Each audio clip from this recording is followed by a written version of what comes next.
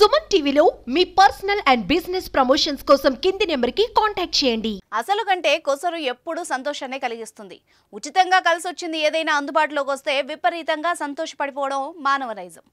English country అయిన పనామాలో 1200 ఏళ్ల నాటి సమాధిలో బంగారు నిధి బయటపడడంతో శాస్త్రవేత్తలు ఆనందపడిపోతున్నారు. అంతేకాదు ఆ బంగారంతో పాటు ఇంకా చాలా విలువైన వస్తువుల్ని ఆ సమాధిలో కనుగొన్నారు.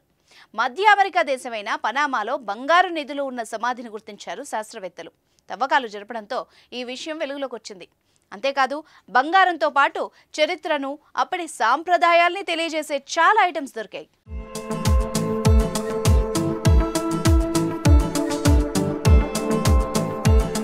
పనామాకు 100 మైళ్ల దూరంలో ఉన్న ఎల్కనో ఆర్కియాలజికల్ పార్క్ లో 1200 ఏళ్ల నాటి ఈ పురాతన సమాధి బయటపడింది. సమాధిలో చాలా వరకు డెడ్ బాడీల అవశేషాలు బయటపడ్డాయి. వాటితో పాటు పెద్ద ఎత్తున బంగారు నిధి బయటపడింది. అలాగే బంగారంతో తయారు చేసిన దుస్తులు, బ్రాస్లెట్లు, గంటలు, బెల్టులు, తిమింగలం పన్నుతో అలంకరించిన చెవిపోగులు, నగలు, సెరామిక్ వస్తువులు వంటివి గుట్టలు గుట్టలుగా ఉన్నట్టు పరిశోధకులు గుర్తించారు. కోక్లే సంస్కృతికి చెందిన ఉన్నత స్థాయి వర్గానికి చెందిన ప్రభు సమాధిగా చెప్తున్నారు.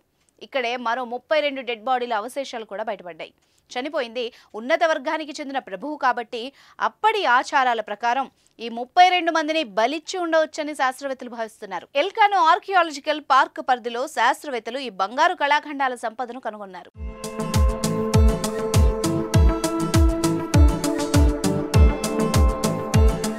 ఫౌండేషన్ డైరెక్టర్ డాక్టర్ జూలియా మాయో ఈ పురావస్తు పరిశోధనలకు నాయకత్వం వహిస్తున్నారు.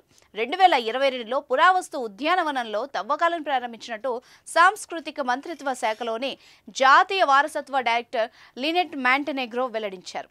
సమాధిలో లభించిన బంగారం, కళాఖండాలు ఆర్థిక విలువ మాత్రమే కాకుండా చారిత్రాత్మక, సాంస్కృతిక ప్రాముఖ్యతను కలిగి ఉన్నాయని మోంటెనెగ్రో స్పష్టం చేశారు. మంత్రిత్వ శాఖ ఎల్కనో ఆర్కియాలజికల్ పార్క్ను క్రీస్తు శకం 700లో నిర్మించిన ఒక పాలకుల ఉద్యానవనంగా చెప్తున్నారు. తర్వాత క్రీస్తు శకం 1000లో వదిలివేయడం జరిగిందని పరిశోధకులు తెలుపుతున్నాయి.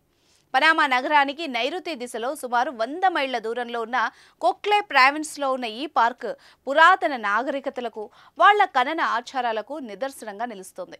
ఇంకా ఎంత బంగారం ఆ సమాధుల్లో ఉందోనని ఆ ప్రాంతంలో కొత్త సమాధుల కోసం వెతుకుతున్నారు పరిశోధకులు.